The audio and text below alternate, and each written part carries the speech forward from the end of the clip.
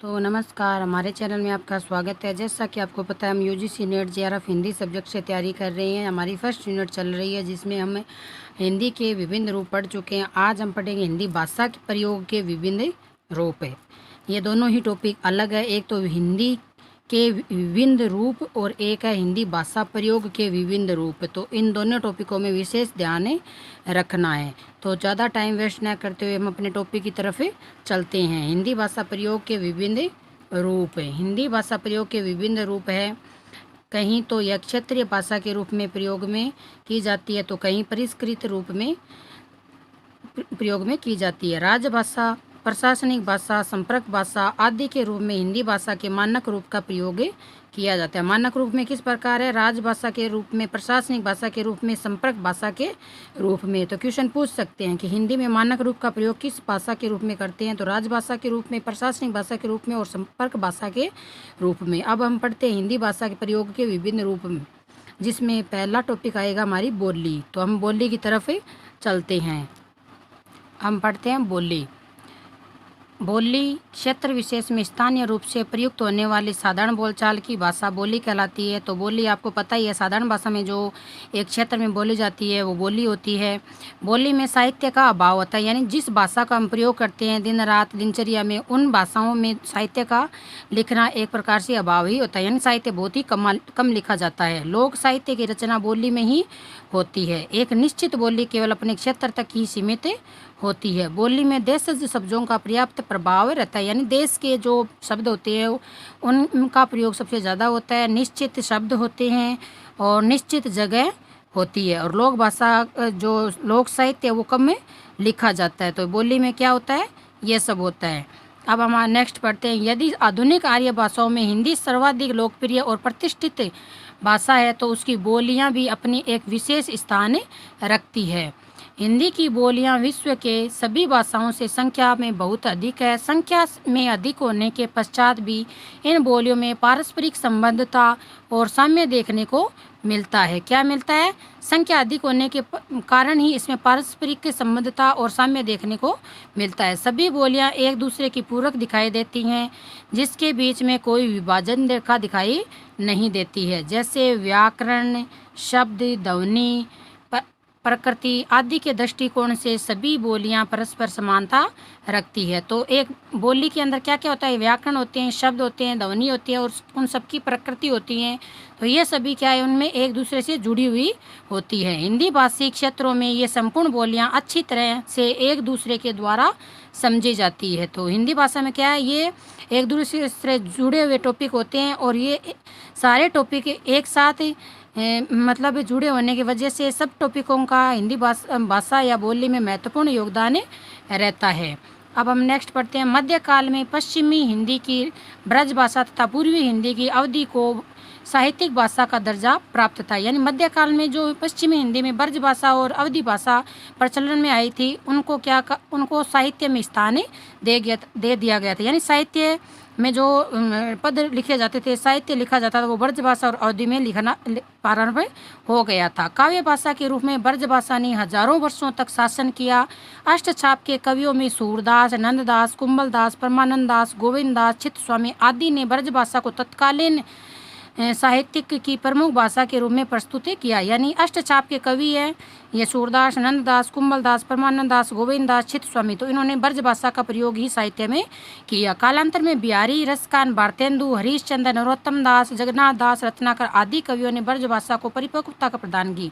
यानी शुरुआत तो इन कवियों ने की थी, लेकिन आगे चलकर जो आधुनिक काल के जो कवि थे, जैसे ये मध्यकाल के बिहारी, रसकान और आधुनिक काल के भारतेंदु, हरीशचंद्र, नरोत्तम दास, जगन्नाथ दास, रत्नाकर, इन कवियों ने ब्रज भाषा को एक मतलब परिपक्वता प्रदान की।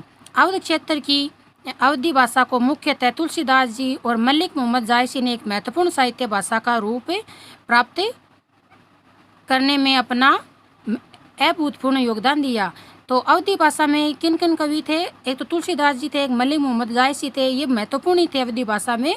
आज भी इनके क्वेश्चन आते हैं और आज भी ये कवि जिस प्रकार मध्यकाल में महत्वपूर्ण थे, उसी प्रकार आज भी ये कवि बहुत ही ज़्यादा महत्वपूर्ण है। इनकी रचनाओं को बड़े दिलचस्प के साथ आज भी पढ़ा जाता है। तो अन्य कवियों में ईश्वरदास, अग्रदास, रहीम, लालदास, उस्मान आदि अवधि के महत्वपूर्ण साहित्यकार भी रहे हैं। तो ईश्वरदास, अग्रदास, रहीमदास, लालदास, उस्मान ये भी अवधी भाषा के महत्वपूर्ण कवि रहे हैं। तो अवधी भाषा के कवियों को भी हमने जान लिया कि कौन कौन से अवधी भाषा के कवि मध्यकाल में रहे हैं बोली के साथ साथ। अब हम पढ़ते हैं, खड़ी बोली ने भी गद्य साहित्य और पद्य साहित्य और गद्य साहित्य में अभूतपूर्व प्रगति दी, यानी योगदान दिया। भारतेंद्र युग से अब तक खड़ी बोली साहित्यिक रूप में अति समृद्ध भाषा रही है, यानी खड़ी बोली बाद में आई इनके बाद, उस जिसमें जयशंकर प्रसाद द्वारा रचित कामायनी महाकाव्य खड़ी बोली का एक प्रसिद्ध महाकाव्य लिखा गया है 1935 में। तो बहुत ही इम्पोर्टेंट महाकाव्य है। सूरदास त्रिपाठी निराला ने खड़ी बोली में अंतुकांत का काव्य में अपना महत्वपूर्ण योगदान दिया। गद्य साहित्य के विभिन्न रूपों में भी खड़ी बोली ने बहुत विकास किया, यानी गद्य भाषा में भी खड़ी बोली का विकास हुआ, यानी खड़ी बोली में साहित्य या रचनाएं लिखी गई। हजारी प्रसाद द्विवेदी, महावीर प्रसाद द्विवेदी, रामचंद्र शुक्ल, जयशंकर प्रसाद, प्रेमचंद आदि महान साहित्यकारों ने गद्य की विभिन्न विधाओं में खड़ी बोली को समृद्ध कर दिया, यानी ये सारे कवि भी खड़ी बोली के ही रहे हैं, तो बहुत ही ज़्यादा इम्पोर्टेंट है। नेक्स्ट पढ़ते हैं, राजस्थानी हिंदी की विभिन्न बोलियों में भी साहित्यिक रचनाएं हुई, जिसमें राजस्थानी हिंदी की प्रमुख रचनाएं हैं कौन कौन सी, जैसे विसल देव रासो जिनका रचित कवि है, नरपति नालय, ढोला मारूरा दूहा, कुशल राय वाचन, वीर सतसई, वियोगी हरि, ये क्या है, ये राजस्थानी हिंदी में साहित्य रचनाएं है। तो इम्पोर्टेंट रचनाएं ये विसल देव रासो, नरपति नालय, ढोला मारूरा दूहा, कुशल राय वाचन, वीर सतसई, वियोगी हरि। दादू मीरा आदि संतों और भक्तों ने भी अपना साहित्यिक राजस्थानी में लिखा था। तो दादू मीरा ये भी राजस्थानी जो साहित्य है इनमें बड़ा योगदान है। सूर्यमल मिश्रण, चंद्रबरदाई, पृथ्वीराज राठौड़ प्राचीन राजस्थानी हिंदी के प्रमुख साहित्यकारों में से माने जाते हैं। तो सूर्यमल मिश्रण, चंद्रबरदाई, पृथ्वीराज राठौड़ ये प्राचीन साहित्य हिंदी के प्रमुख साहित्यकार माने जाते। नेक्स्ट पढ़ते हैं, पहाड़ी हिंदी गढ़वाली बोली में लोक साहित्य प्रचुर मात्रा में रचा गया है, यानी जो पहाड़ी हिंदी की जो गढ़वाली बोली थी उसमें लोक साहित्य लिखे, यानी जो रचनाएं थी उन्होंने लिखी थी किस भाषा में, पहाड़ी गढ़वाली बोली में, हिंदी में। बिहारी हिंदी की भोजपुरी, मैथिली आदि बोलियों में भी साहित्य रूप में समृद्धि रही। विद्यापति को मैथिली का कोकिल कहा जाता है। तो बिहारी हिंदी की भोजपुरी जो मैथिली आदि जो रचनाएं थी, बोलियां थी, उनमें रचनाएं लिखी गई, और जो विद्यापति था ये मैथिली कोकिल कवि नाम से जाना जाता है। तो मैथिली का कोकिल कवि, यानी मैथिली भाषा में विद्यापति ने रचनाएं लिखी थी, तो इसीलिए इनको मैथिली का कोकिल कवि कहते हैं। तो ये थी आज की हमारी बोली। तो निष्कर्ष क्या निकलता है, इसके विशाल भूभाग में बोली जाने वाली हिंदी बोलियों में जो साम्य दिखता है वह दर्शाता है कि इन सभी बोलियों को चेतन बनाने वाली आत्मा एक ही है, जिसमें अपनी एक विशिष्ट पहचाने बनाए गए हैं। तो आज के विभिन्न भाषा के प्रयोग में जो भाषा के जो विभिन्न रूप थे उनमें हमने बोली पढ़ी थी, और बोली के जो मोस्ट जो लाइनें थी, जो पंक्तियां थी जहाँ से क्वेश्चन पूछने की पूरी संभावना होती है, वो हमने आज पढ़ा है। नेक्स्ट हम पढ़ेंगे मानक भाषा, जिसको हम खड़ी बोली भी कहते हैं, तो अगले वीडियो में हम पढ़ेंगे। आज के लिए इतना ही दोस्तों, धन्यवाद। नमस्कार दोस्तों, हमारे चैनल में आपका स्वागत है। जैसा कि आपको पता है, हम हिंदी सब्जेक्ट से हम यूजीसी नेट जेआरएफ की तैयारी 2020 कर रहे हैं, और हमारा टारगेट है जेआरएफ क्लियर करना। तो हमें हिंदी के विभिन्न रूप प्रयोग में जो विभिन्न रूप पढ़ रहे थे, हिंदी भाषा प्रयोग के विभिन्न रूप, तो उसमें हमने बोली पढ़ी थी। अब हम पढ़ेंगे मानक भाषा। तो मानक भाषा को खड़ी बोली भी कह सकते हैं। तो मानक भाषा वह भाषा होती है जिसका मानकीकरण किया गया हो। हिंदी की अनेक बोलियां व उपबोलियां हैं जिसमें खड़ी बोली को मानक हिंदी नाम दिया गया है। इसी खड़ी बोली से हिंदी में शिक्षा का प्रचार प्रसार होता है। इस खड़ी बोली के अंतर्गत अन्य क्षेत्र बोलियां समाविष्ट नहीं है, यानी अन्य बोलियां इस खड़ी बोली में नहीं ली जाती है। संपूर्ण देश में भाषा में एक रूपता व उसे अनुशासित रखने के लिए मानक भाषा की आवश्यकता पड़ती है। कहने का अभिप्राय है कि किसी भाषा को अनुशासित रखने के लिए उसमें एक मानक भाषा निश्चित की जाती है, वरना उसमें क्या किया जाता है, अगर अनुशासन कहीं नहीं होता है, किसी में देख लो, चाहे भाषा में देख लो, चाहे जीवन में देख लो, तो वह जीवन निरस्त होता है और उसमें कोई किसी प्रकार का कोई इंटरेस्ट नहीं बचता है। इसी प्रकार भाषा में मानक भाषा रखी गई है ताकि भाषा में इंटरेस्ट बना रहे और आगे तक ये भाषाएं चलती रहे और जीवन में सबके काम आए। तो मानक का अर्थ होता है परिनिष्ठित आदर्श या श्रेष्ठ। मानक का क्या अर्थ है, परिनिष्ठित आदर्श या श्रेष्ठ। तो क्वेश्चन पूछ सकते हैं मानक का अर्थ क्या होता है, तो परिनिष्ठित आदर्श या श्रेष्ठ, तीनों में से कोई सा भी आ सकता है या तीनों आ सकते हैं, तो आपको ध्यान में रखना है। भाषा के जिस रूप का व्यवहार शिक्षा, प्रशासनिक कार्यों, सामाजिक सांस्कृतिक रूप से उसमें पर उपस्थिति विभिन्न विषमताओं को दूर करके उसमें साम्यता लाकर एक रूप में किया जाता है, वही भाषा का मानक रूप होता है। मानक रूप क्या होता है, भाषा के जिस रूप में व्यवहार की शिक्षा, भाषा के जो व्यवहार है उसकी जो शिक्षा है, जो प्रशासनिक कार्यों में काम में ली जाती है, और सामाजिक या सांस्कृतिक रूप से जिसमें उपस्थिति विभिन्न विषयों,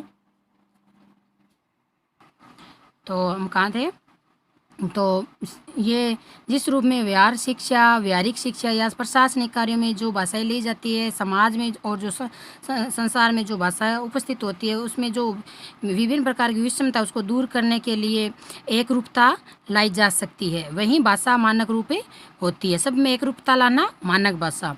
किसी क्षेत्र की स्थानीय या आंचलिक बोली का शब्द भंडार सीमित होता है, यानी जो गांव होता है उसकी क्या भाषा होती है वो सीमित होती है तथा उसका कोई नियमित व्याकरण भी नहीं होता है, जिसके कारण उसे अधिकाधिक या व्यावहारिक भाषा का माध्यम नहीं बनाया जा सकता। इसीलिए ऐसी बोली विशिष्ट भौगोलिक, राजनीतिक, प्रशासनिक, सांस्कृतिक, सामाजिक आदि कार्यों से अपना एक व्याकरणिक रूप विकसित कर लेता है, जो कि पत्राचार, शिक्षा, व्यवहार, प्रशासन आदि में लिखित रूप से प्रयोग होने लगता है। तो एक प्रकार से बोली है वो एक भौगोलिक और राजनीतिक, प्रशासनिक, सांस्कृतिक, सामाजिक दृष्टिकोण से एक व्याकरण रूप निर्धारित कर लेती है, एक अपना व्याकरण बना लेती है, जिसमें पत्राचार, शिक्षा, व्यवहार, प्रशासन में इसका प्रयोग होने लग जाता है। इस प्रकार वह बोली एक मानक भाषा रूप में निर्धारित हो जाती है। कहने का मतलब मानक भाषा का एक अर्थ होता है, एक व्याकरण होता है, और बोली का कोई व्याकरण नहीं होता, न उसका कोई सीमित, न उसका कोई विस्तृत क्षेत्र होता है, एक सीमित क्षेत्र में होती है। और मानक भाषा क्या है, एक विस्तृत रूप में या विस्तृत क्षेत्र में पाई जाने वाली भाषा होती है। भाषा प्रयोग की दृष्टि से यह बोली व्यापक हो जाती है और एक आदर्श परिनिष्ठता को प्राप्त कर लेती है। इसकी एक मानक शब्दावली का जन्म हो जाता है, जिसमें यह मानक भाषा शुद्ध व परिमार्जित हो जाती है। तो मानक भाषा क्या है, एक शुद्ध भाषा होती है और एक मतलब शुद्ध भाषा के रूप में जानी जाती है।